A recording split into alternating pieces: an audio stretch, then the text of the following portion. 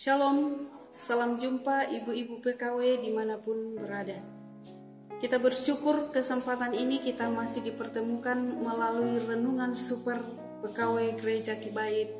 Kesempatan ini kita akan merenungkan sebuah tema, yaitu mengatasi konflik dalam keluarga. Berbicara tentang konflik merupakan sesuatu yang tidak lagi asing bagi kehidupan kita sebagai ibu-ibu. Karena konflik adalah sesuatu yang sudah menjadi bagian di dalam kehidupan kita. Dan konflik sudah menjadi pengalaman di dalam perjalanan kehidupan kita menjalani rumah tangga. Konflik adalah bagian dari kehidupan ini. Ini dapat memisahkan, memecah gereja-gereja dan menghancurkan keluarga dan terkadang menimbulkan kekacauan bagi kita semua. Konflik bila tidak diatasi, itu dapat menimbulkan sebuah perpecahan, baik dalam keluarga, dalam persekutuan dimanapun kita berada. Kita terkadang yang menimbulkan konflik, bukan bapak-bapak, tetapi ibu-ibu yang seringkali menimbulkan konflik di dalam sebuah persekutuan di dalam kehidupan kita. Ibu-ibu yang saya kasihi di dalam Tuhan, ada beberapa hal yang perlu kita perhatikan untuk mengatasi sebuah konflik di dalam keluarga, terutama kita ibu-ibu. Yang pertama adalah luka batin. Di dalam Yeremia 17 ayat yang ke-9, mari kita membacanya bersama-sama. Firman Tuhan berbunyi demikian. Betapa liciknya hati, lebih licik daripada segala sesuatu. Hatinya sudah membatu, siapakah yang dapat mengetahuinya? Berbicara tentang luka batin, ketika ada luka batin di dalam kehidupan kita, maka itu akan menimbulkan dampak di dalam kehidupan kita kepada orang-orang yang ada di sekeliling kita. Dampak yang bisa menimbulkan itu adalah mungkin kepada pasangan kita, kepada anak-anak kita, sehingga keluarga kita tidak harmonis. Kita bergaul dengan siapapun juga kita tidak pernah merasa tentram. Malah kita di situ akan menimbulkan konflik, menimbulkan masalah baru di dalam kehidupan kita. Hal sepele saja membuat kita sudah tersinggung. Hal sepele saja membuat kita bentrok, membuat kita marah, membuat kita dendam, kepahitan dan lain sebagainya.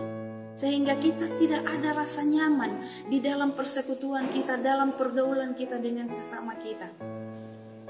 Ibu-ibu yang saya kasihi di dalam Tuhan, konflik tidak dapat ataupun ibu-ibu yang saya kasihi di dalam Tuhan, luka batin memang tidak bisa terlihat, tetapi itu bisa terlihat atau bisa nampak di dalam pergaulan kita sehari-hari, nampak pada tingkah laku kita sehari-hari.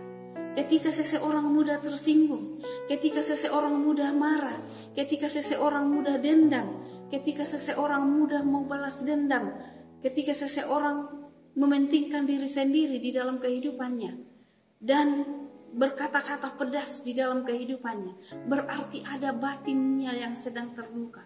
Ada sesuatu di dalam kehidupannya yang tidak terpenuhi, baik itu keinginan, perasaan dan juga pikiran kita. Karena itu perlu kita evaluasi di dalam hidup ini. Melalui kesempatan ini kita melihat dalam teks pembacaan kita betapa liciknya hati, lebih licik daripada segala sesuatu. Yang artinya apa? Tidak ada yang bisa mengetahui tentang isi hati setiap orang. Hanya kamulah sendiri dan Tuhan yang mengetahuinya. Dan jika ada ciri-ciri seperti itu di dalam kehidupan kita, bereskanlah itu.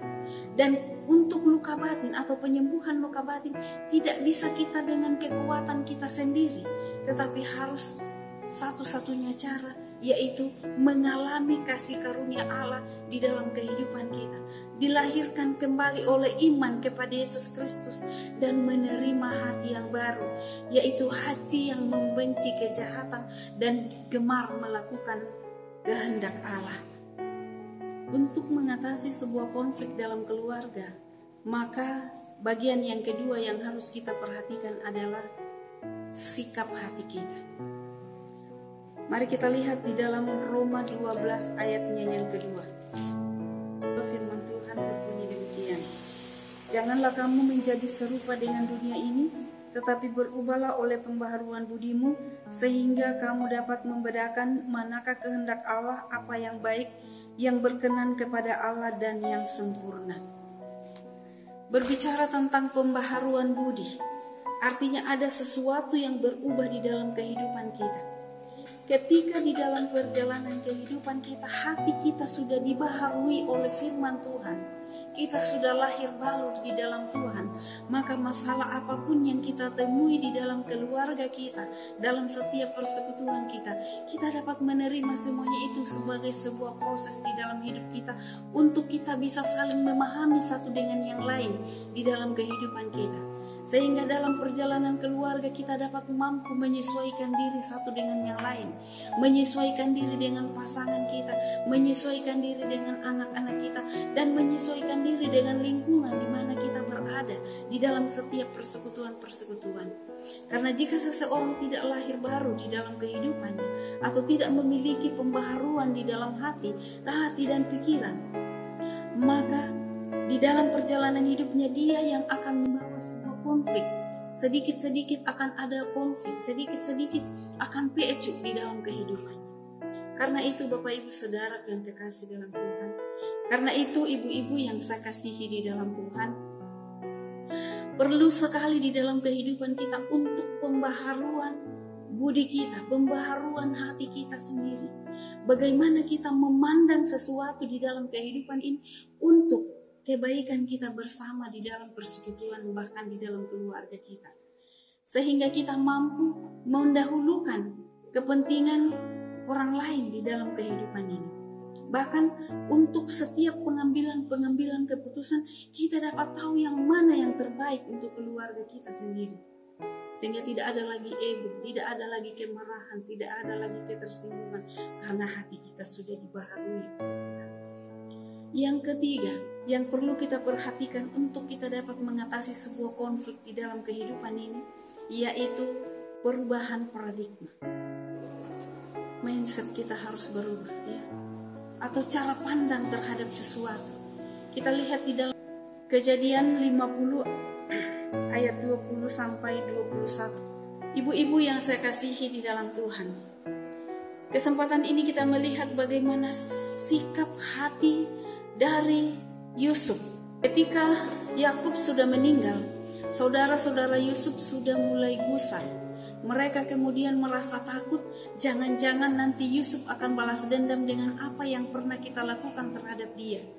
Dari sini kita melihat bagaimana sikap hati atau paradigma dari Yusuf ini telah berubah. Bayangkan saudaraku yang kekasih dalam Tuhan, Yusuf yang selama ini disiksa, Yusuf yang selama ini dikhianati oleh saudaranya, bahkan dijual oleh saudaranya, mengalami berbagai macam masalah di dalam kehidupannya yang notabene itu bisa menimbulkan sebuah konflik, luka-luka batin di dalam hatinya. Tetapi karena paradigmanya telah berubah, pola pandangnya telah berubah, sehingga apa yang terjadi? Ketika saudara-saudaranya berkata bahwa ampunilah kiranya kesalahan kami di masa-masa yang lalu, Yusuf malah berkata apa? Dia katakan, kamu memang mereka-rekakan yang jahat terhadap aku, tetapi Tuhan yang mereka-rekakan untuk kebaikan kita bersama. Jadi ibu-ibu yang saya kasihi di dalam Tuhan, ketika cara kita memandang suatu persoalan dengan baik, pola kita melihat bahwa segala sesuatu itu didatangkan oleh Tuhan untuk mereka-rekakan yang baik bagi kehidupan kita, percayalah, konflik dalam sebuah rumah tangga tidak akan pernah terjadi. Bahkan kita dapat mampu menjaga hati kita, menjaga perasaan pasangan kita, menjaga orang lain, mengampuni orang lain di dalam hidup kita, sama seperti yang dilakukan oleh Yusuf saat ini. Karena itu ibu-ibu yang saya kasihi di dalam Tuhan, untuk mengatasi konflik dalam keluarga, maka harus diperhatikan, yaitu yang pertama, luka batin. Jangan sampai karena luka batin kita di masa-masa yang lalu, atau masa-masa pengalaman-pengalaman pahit yang pernah kita rasakan di masa-masa lalu, justru itu akan menimbulkan konflik dalam keluarga yang notabene itu bisa menyebabkan perceraian di dalam keluarga kita. Dan kalau terjadi perceraian dalam keluarga kita, maka anak-anak kita akan berdampak apa? Maka itu akan berdampak kepada anak-anak kita. Karena itu Bapak Ibu Saudara yang kekasih dalam Tuhan, perlu kita menyembuhkan luka-luka batin dengan cara lahir baru. dan bertumbuh di dalam iman percaya kepada Yesus Kristus, dan juga membenci kejahatan di dalam kehidupan ini. Dan yang kedua, yang perlu kita perhatikan di dalam hidup ini adalah sikap hati kita. Bagaimana hati kita ini dibaharui oleh firman Tuhan dari hari ke hari, sehingga hidup kita ini akan mampu membedakan kehendak Allah, apa yang baik di dalam kehidupan kita untuk keluarga dan persekutuan di mana kita berada. Dan juga yang ketiga, yaitu dapat mampu mengubah paradigma kita seperti yang dialami oleh Yusuf di sini.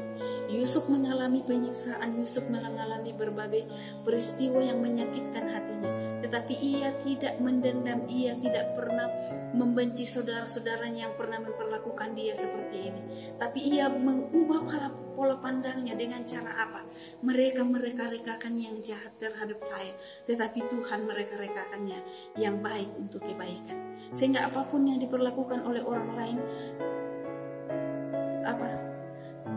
sehingga sekalipun perlakuan orang lain begitu sakit terhadap kehidupan kita, tetapi kita mampu berkata bahwa kita mereka-rekakan Tuhan mereka-rekakannya yang baik untuk kehidupan kita bersama, untuk memelihara persekutuan kita bersama secara khusus di dalam keluarga dan persekutuan kita dimanapun kita berada.